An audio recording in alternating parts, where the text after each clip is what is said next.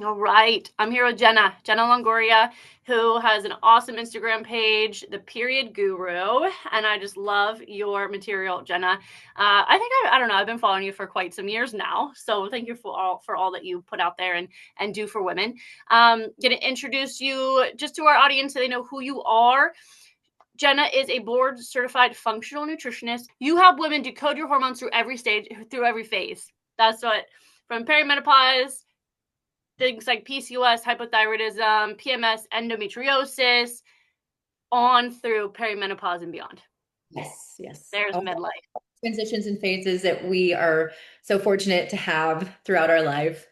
Yes, yes, and even that, I love your take on that. So, and we need support there. Goodness knows, women need support on I'm in all of. perimenopause now. I just started like last year. So that's why I was like, I need to learn everything about this. I'm going to train with the best. I'm going to learn the best because I want to be prepared. Beautiful. And talking from my own personal experience is so powerful. And that's what we're here to do today as well, about something that you experienced recently. You shared it on your stories. And I thought, oh my gosh, more people need to hear about this. More women need to know about this. So, talking about getting to the root cause of issues, which you do, and you are trained to do that using a multidisciplinary approach. Tell me a little bit about your experience that you just shared about isthmoceles. Isthmoceles. Did I say Yeah, it right? yeah. I had to learn it from my doctor the right way because the first two OBs I went to didn't believe it existed and and Wow. they didn't even use the term until and I was saying isthmocele and then I went to Dr. Prudhoff and he was like isthmocele. I was like, okay, gotcha. So it is isthmocele, C-section scar defect. Um, and we are led to believe that they are very rare, but in fact, it is the number one cause of secondary infertility in C-section mothers. Wow. I mean, just right there, I'm just, oh, depending on what day you catch me, I either just get really pissed off about this stuff or I'm just like, yeah, I You're think like, look at her, you luteal. It just depends. yes, And exactly. yeah, no, it's I think, I've thought a lot about it and I always ponder like why, kind of things like why don't IVF clinics, fertility clinics test do a proper thyroid panel? I'll never understand it. But the thing with isthmocele, I think I understand the reason why they ignore the elephant in the room. And it's because our country is dependent on the C-section model. Mm, And so many women get C-sections, so many doctors rely on it so they can schedule off of holidays. So they don't want to be in for Christmas. They don't want a woman laboring for very long and taking up time. It's a C-section is controllable. It's a right, and it's way, convenient. yeah, yes, it's a way that we can like control in our little box and feel safe and the time, the place. And don't get me wrong, like some people need C-sections. I was one of them. I had placenta previa. Mhm. It was covering my cervix. My midwife even was like, I'm sorry, Jenna, there's no home birth for you. Like at 32 weeks, we found out it didn't correct itself. I was very grateful to have the option in our modern world of having a C-section to save my life and my son's life. Um, but I feel like if doctors acknowledge that isthmocele is so prevalent, that they have to address then the high C-section rate in the United States. And that's not Mm, something that they want to do. The ACOG is not interested in that. right. Yep. Yep. I think you're pretty spot on right there. Absolutely. Because it forces us to look at a open up the can of worms of what's really going on. Yep. Yeah, Yep. and if you look online, I remember the first time I heard about isthmocele was in 2024, and it's when I first started my second, our journey to have our second. Mhm. Um, and with my first, I was 36 when I got pregnant. First try. I used the fertility awareness method for almost 20 years and was able to avoid pregnancy with the fertility awareness method. And so the first try, I got pregnant, even though I have polycystic ovarian syndrome and was told growing up that that would be pretty much impossible. Um, but I, did the opposite of what doctors told me starting in like 20 and didn't take Beautiful. the birth control pill daily until I was ready to get pregnant. That was a huge part in my easy success. It wasn't that it just happened to me. I went back to school to learn everything I know about women's health and nutrition. I dialed in my PCOS, which is mostly what with lifestyle and diet, restored ovulatory cycles so that I got pregnant on the first try at 36. And I was so now I look back at myself then, I'm like, I was so blissfully naive about what could go wrong in a pregnancy because everything just went like clockwork. I didn't even go in for a scan until like 9 weeks. I didn't do any beta testing. I was just like, yeah, I'm pregnant. Okay, cool. And everything went pretty smoothly until the placenta previa. Mm-hmm. So fast forward at 38, we're like, okay, let's do it again. And we did get pregnant on the first try, and that resulted in a chemical.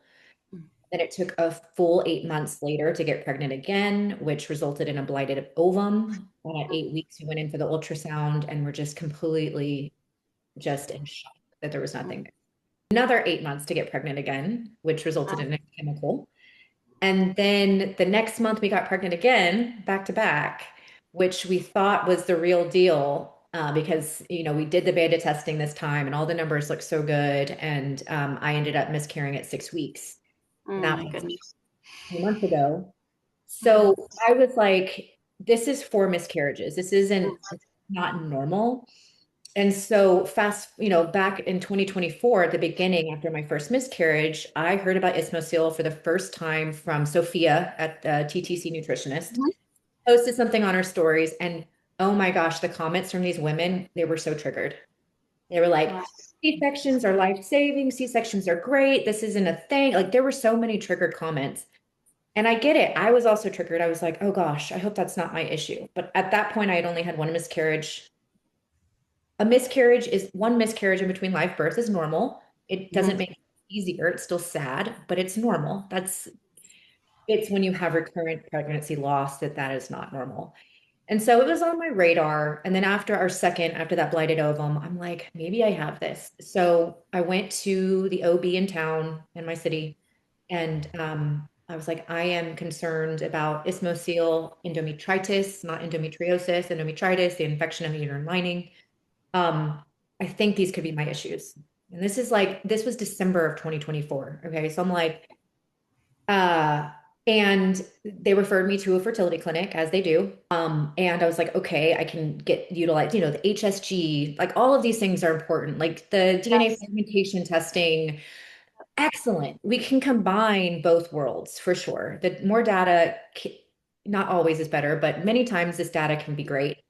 So Mm-hmm. I went to the reproductive endocrinologist and they do that baseline in the first session, that first consultation, you talk to them, they give you the slideshow of how your eggs are aging and your chance of pregnancy are like nothing and why that scare, that PowerPoint, I was like, oh my, Always. okay. I was like, I didn't tell her what I did for a living or anything. I just played like I just played, this is just a patient. And so she went in for the transvaginal ultrasound and I said, can you check for an isthmocele in this? Will it show on here? And she goes, oh, those, you don't need to be worried. Those really aren't a thing. Mm. And so she did the vaginal ultrasound, transvaginal ultrasound, everything was fine. My HSG was fine. So I thought, okay, everything's great. Fast forward, another chemical. And so I was like, hey, I'm insisting on a saline ultrasound. This is what I've heard. So that is, if you think if you're listening to this and you've had a C-section before and you think you could have secondary infertility because of an isthmocele, a saline ultrasound is what you're looking for. Um, However, I was told by Dr. Puthoff, my doctor, that did the second saline ultrasound because this reproductive endocrinologist did a saline ultrasound and she said, "Oh, no, no isthmocele." But I asked her to look for it, and if you don't believe that something exists, and you're Yep. not going to be looking for it. You don't know what you're looking for unless you know what you're looking for. Exactly. And so she found some polyps, and she scheduled me for hysteroscopy the next month to remove them. And I thought, okay, this could be my issue. But I also know, because I'm in this industry, that polyps are a result of infection or high estrogen, which I don't have high estrogen. So I'm like, okay, endometritis. Like, And also isthmocele can cause endometritis, as can endometriosis, as can, miscarriages, DNCs, everything. So um, I emailed the office and said, while you're in there, can you take an endometrial biopsy to screen for endometritis? I was given a hard no. No. And I write Wow. the day before surgery, I said, look, my insurance will cover this. You're already going in. Can you please screen for endometritis? And I was refused. They didn't do it. They removed the polyps.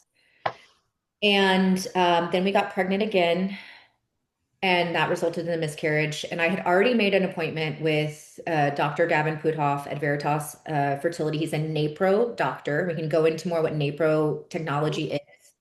And he's in St. Louis, and he specializes in isthmocele. Like it's one of his fortes. And so I had an appointment with him that I made before that last miscarriage. And I thought I was going to get to cancel the appointment, but luckily I had it.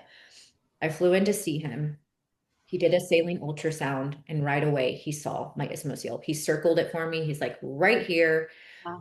And so he said that a lot of OBs use a balloon catheter on the saline ultrasound, and that balloon catheter can actually block the isthmocele from the fluid filling it. So he said you have Wow. to use a certain type of catheter they can be sometimes very hard to detect. Sometimes they're so easy to see and they're very prominent. Sometimes they're not. Sometimes you can see them on transvaginal ultrasounds. They're so bad, Okay. but Wow. like mine, no. So he saw it right away, and that was validating. I felt very validated. Yep.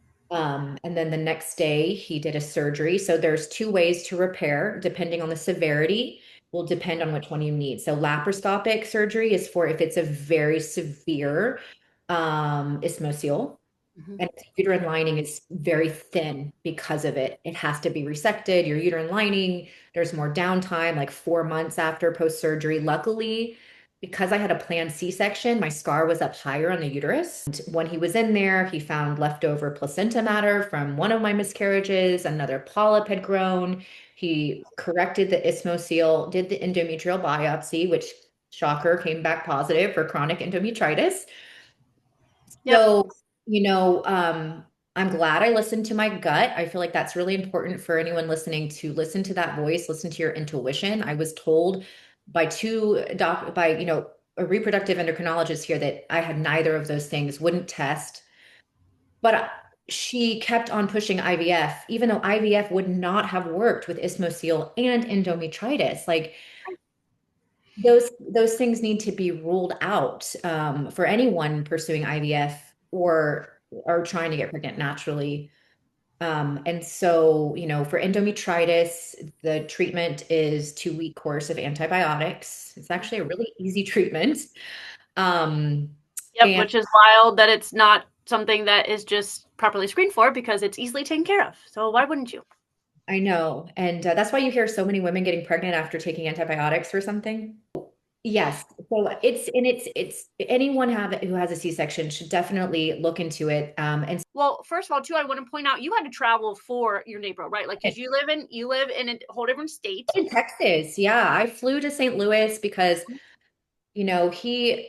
Dr. Puthoff specializes in these isthmoseals. There are other NAPRO doctors who are also excellent and are qualified and have studied with Dr. Hilgers is the founder of NAPRO technology. His son also practices in Houston. And so kind of looking for a NAPRO doctor who have done fellowships with these original NAPRO doctors or residencies. I don't know if they're fellowships or residencies, but um, NAPRO technology, they're practicing, restorative reproductive medicine. So they don't utilize artificial reproductive technologies like IUI or IVF.